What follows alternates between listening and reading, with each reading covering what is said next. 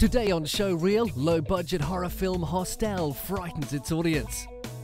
R&B diva Mary J. Blige is reaping the rewards of her self-empowerment. We preview the fashion of Brazil.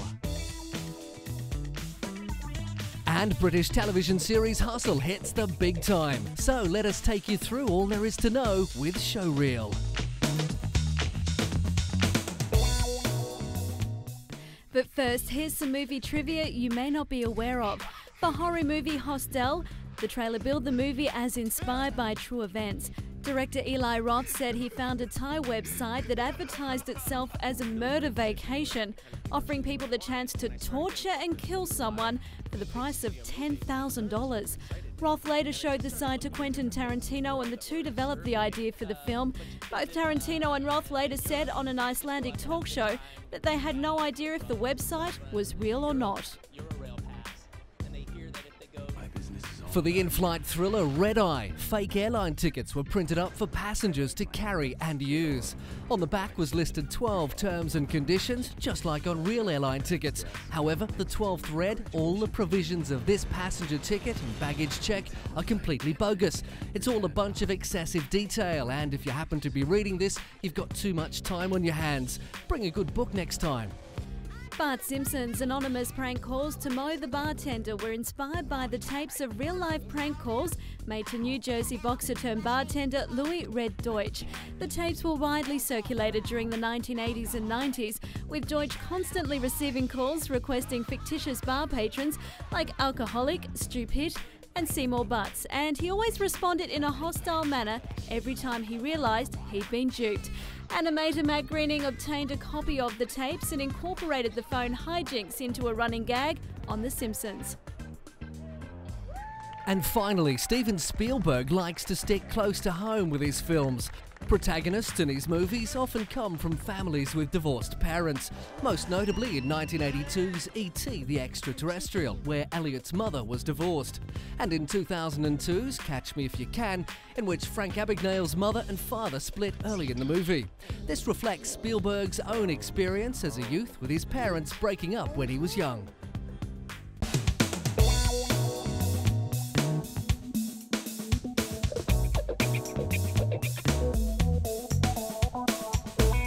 When the low-budget horror film Hostel debuted in North America, it sold $20.1 million worth of tickets in its first 3 days, bumping King Kong and the Chronicles of Narnia, The Lion, the Witch and the Wardrobe out of top position. You can pay to do anything.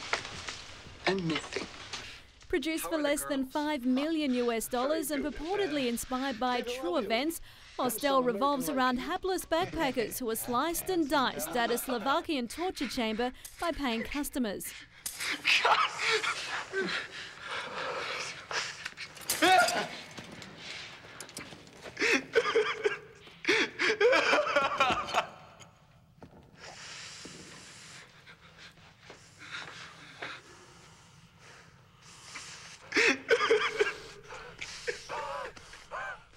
The film was written and directed by Eli Roth, the man who made the 2002 thriller Cabin Fever. Pulp Fiction director Quentin Tarantino enthusiastically supported Roth's concept from the script stage and no doubt boosted ticket sales when he came on board as an executive producer. I've been waiting for almost a week for this. For 50 grand, she better be worth it, you know what I mean? But it's supposed Tarantino believes that the film's blood and guts won't scare away moviegoers because the film allows them to experience danger without any risk of it. Well, it's just like, I think the reason people go to movies in the first place is they're paying to have an experience that might be difficult or rare or too dangerous to have in real life. So the more, it's like same thing why, people read serial killer books or something like that, to kind of get to a sense of evil and be put in that headspace, but actually not really be in danger.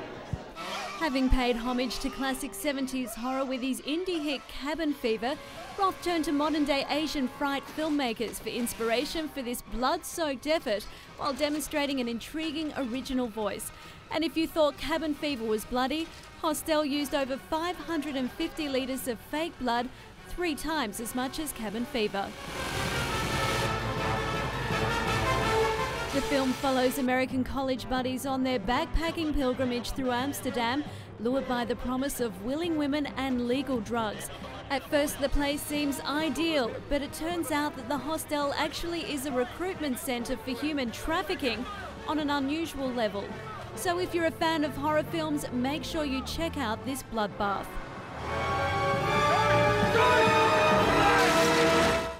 On today's hotspot is Hostel writer and director Eli Roth, who shared a good chunk of the profits from Cabin Fever with his cast and crew, who all worked on the film for next to nothing.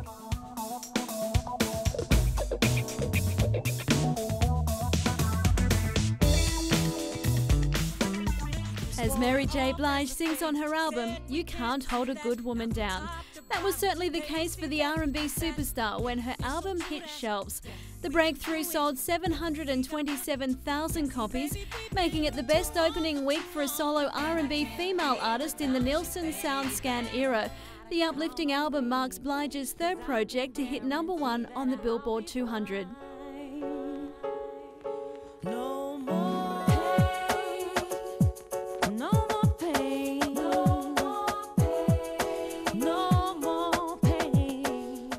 Born in 1971, the singer struggled through a difficult and painful childhood in the housing projects just outside New York City. And terrible things happened to me from 5 to 27. My father was abusive, to my mother, and I saw all of that. I saw women around me abused day and night. I heard them being abused next door, and these are the things that stuck in my head. But Blige says hard work and spiritual growth turned her life around. But I know where the story begins. It's up to us to choose whether we win or lose, and I choose to win. No more pain, no more pain. Always looking forward, it seems that Mary has a lot on her plate, but ultimately wants to inspire others. I believe that I will be shooting a movie. I believe that I will have sold millions of records. I believe that I will do the clothing line that I desire to do, and I will believe that I will have helped many people with my walk in life. Besides the remarkable commercial success, Mary says the breakthrough represented a new level of optimism and peace of mind, and she moved forward with a more positive outlook. Situations at the door, so when you step inside, jump on the floor. Let's get it crunk up, let's get crunk up. If you like what you hear, be sure to look out for Mary J. Blige's album, The Breakthrough. Our Showreel Top 5 this week looks at the Blackwell'S worst dressed celebrities from 2000 to 2004. So be wary of following the fashion trends introduced by Britney Spears, Anne Robinson, Anna Nicole Smith, Paris Hilton and Nicolette Sheridan. Now to answer the question you've all been wondering, who is 2005's worst dressed celebrity? Brace yourself for Blackwell'S 46th annual Worst Dressed Women list. Coming in at number 10, Renee Zellweger. Here's what Blackwell had to say about Renee. Renee runs the gamut from Cupid doll dreck to red carpet wreck. Just take your pick. She looks like a painted pumpkin on a pogo stick. Lindsay Lohan was drowning in grown-up groaners at number 9. While Shakira was told that a symphony of style-free fiascos has scandalised her bod, coiffure by Medusa, clothes by the Marquis de Sade, and for added punch, Blackwell added, hopeless. Anna Nicole Smith was in 7th place because her Supreme Court battle proves every fashion dog has their day, unless she's mistaken for Queen Kong in cheap lingerie, fashion lunacy in living, unforgiving colour. In 6th place, Paris Hilton. It seems that after a few films, a few commercials and a spray of her own perfume, Paris isn't smelling any sweeter. Blackwell had this to say about the heiress: the Burger Queen sensation may be very rich, but she looks like yesterday's cheesecake with a side of kitsch. Hot? I think not. Coming in at number 5 is songstress Mariah Carey. It seems her skin-tight outfits have rubbed Blackwell the wrong way. Here's what he said. Fashion's Harry Carey strikes again. The world applauds your musical emancipation, but please leave that body to our imagination. Desperate housewife Eva Longoria made it to the 4th position because now that Eva is America's most successful primetime flirt, she can afford to bury the bikini wear and buy a skirt. Despite no longer having to compete with her hubby for the camera's attention, the 3rd spot was taken by Jessica Simpson. It seems that Blackwell thinks it's time to sack the stylist and divorce the designer. She resembles a cut-rate Rapunzel slinging hash in a Vegas diner. Coming in at number 2 is Mary-Kate Olsen. At last, the twins have been separated and one has been given a title all of her own. It seems Ashley was able to stay off Blackwell's list. But what did he have to say about Mary-Kate, the former child star? Well, in bag lady rags that look depressingly decayed, forget the accessories and buy some Raid.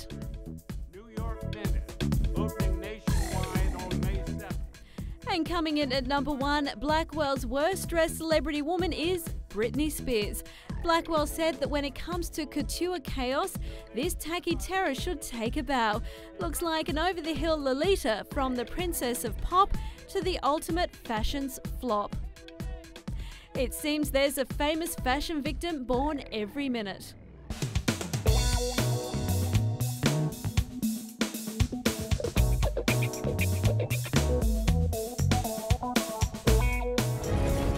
Time to visit the Underworld and take a look behind the scenes of the fantasy horror Underworld Evolution. He's the one. The film's lead, Kate Beckinsale, said playing a blood-sucking member of the undead demands some supernatural acting. The one who exiled him. I mean, yeah, you have to identify with every character that you play. I have to say this is quite a stretch for me. You know, I'm more of a girly girl.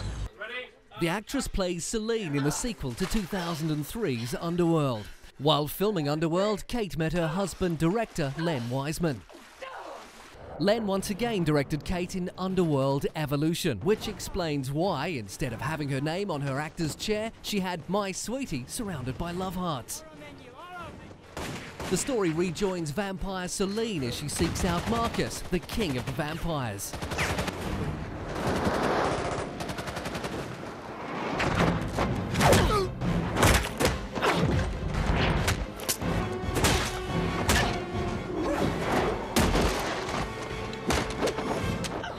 The film took 71 days to shoot, and after filming finished, Kate expressed her relief at finding out the studio wasn't going to make another doll version of her character. Apparently, she thought that the doll from the first version made the feminine actress look like a transvestite. Underworld Evolution will no doubt please fans of the video game as well as fans of the first film.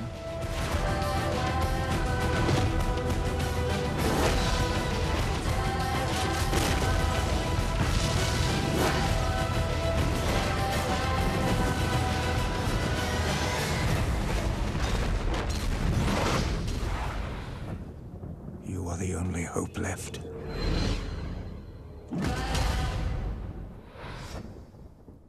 Stay tuned. Later on Showreel, we'll learn how to hustle from the film that shows off all the tricks.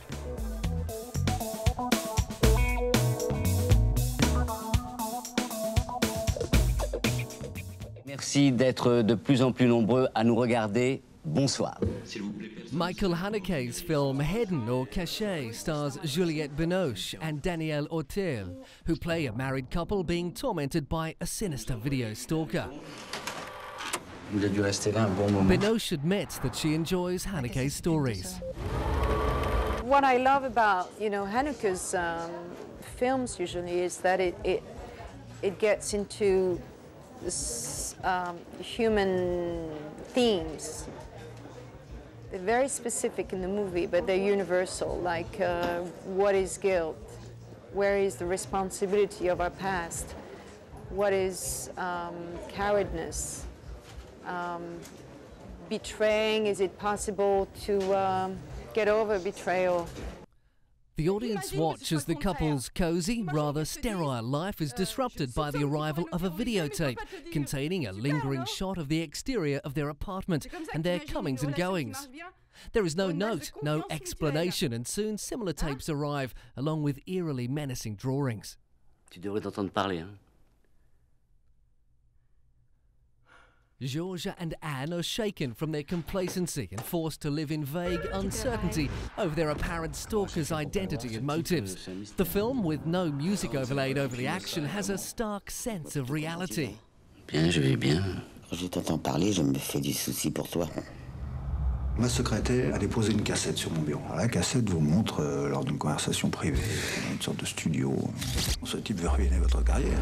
Tu sais, j'ai été idiot de te mentir, excuse-moi, je t'en prie. C'est peut-être un de tes fans? Austrian filmmaker Haneke can be cryptic to the point of infuriation, withholding easy answers on what drives his often unsympathetic characters. Haneke leaves his audience dangling on a key point, an impetus for endless debate and personal speculation. Je croyais qu'il était avec toi. Oui. Ouvre, merde! Montrez-vous, espèce de lâche! C'est un jeu, c'est ça? Pourquoi avez-vous si peur, monsieur?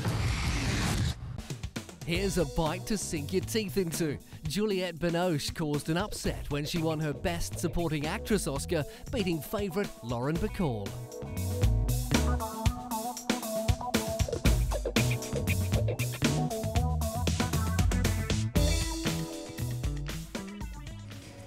Now we'll head to Brazil to check out the fashion. Rio strutted its stuff while a buzz surrounded the fashion show of the TNG label, much coveted by Brazilian youth, thanks to the presence of Raika Oliveira, the model girlfriend of Brazilian football superstar Ronaldo.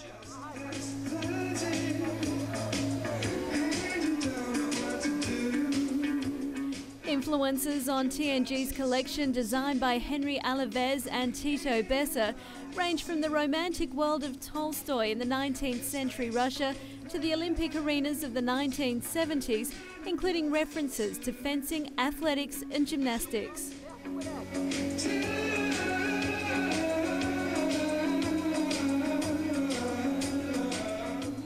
Proportions blended elasticity and flexibility in a fluid and comfortable silhouette.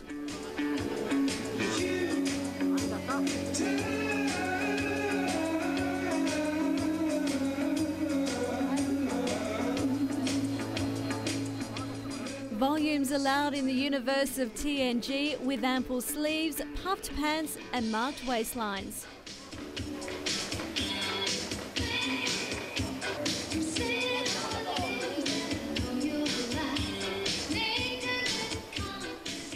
Colours included black, white, tones of lilac, greys, yellows and blues, precisely applied onto fabrics like silk, georgette, tulle, knitwear, gabardine, viscose and the ageless denim.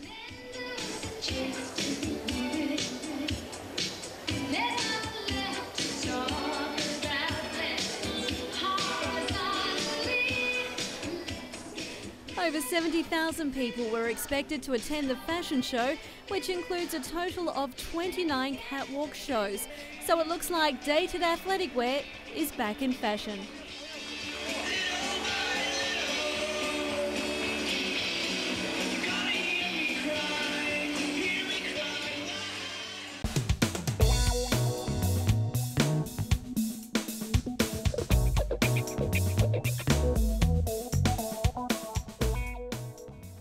Over in TV world, the British series Hostel continues to make a good impression. Hostel, which is set in modern London, began airing in the United Kingdom in 2004, and its American adaptation began at the start of 2006. While there's been comparisons with con films like Ocean's 11, Catch Me If You Can, and The Italian Job, cast member Robert Vaughan thinks otherwise. Well, for instance, Ocean's 12 or whatever, it's Ocean's 11, both of them, the accent seemed to be on the technology and the gymnastics of doing the con as opposed to the intellectual cleverness. So I think they have more money, obviously, in a movie to do spectacular things in terms of stunts and things, where we have an obvious budget, so we have to accent a great deal of the wit and the wisdom of pulling off the con instead of just magical things done with cameras. As promised, The series focuses on the antics of 5 con artists or grifters. And this is the return. I hope you're not disappointed. Oh, must be £1,000. 1,950 to be precise. Oh, that's quite a return. Yeah, I've had worse. Made quite a killing yourself, I'd wager, huh? The show's surreal camera work, cinematic photography and intricate stings to swindle money show just how easy it is.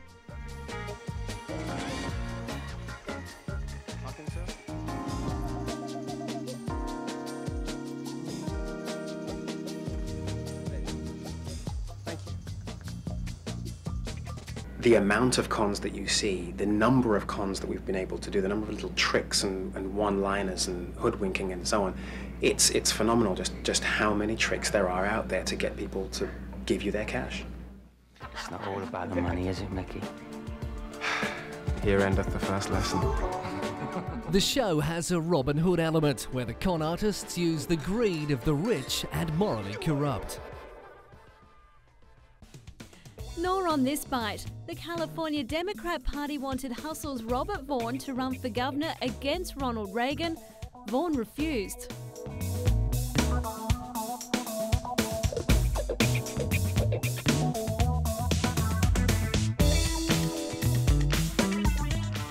Before we go, let's have a look at Sofia Coppola's Marie Antoinette.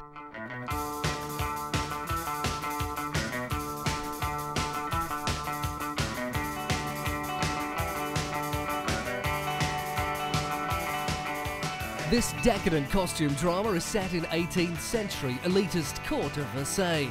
The flick is based on Antonia Fraser's biography of Marie Antoinette, a naive 14-year-old Austrian girl.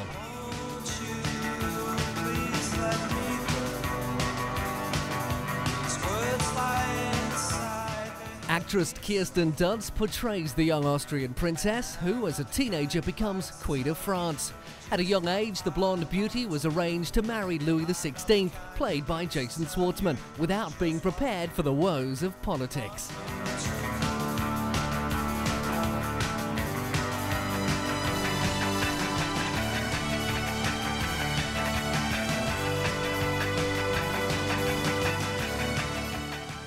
The Queen continued to be ridiculed by France, was stripped of her riches and finery, and imprisoned and beheaded by her own subjects during the French Revolution that began in 1789.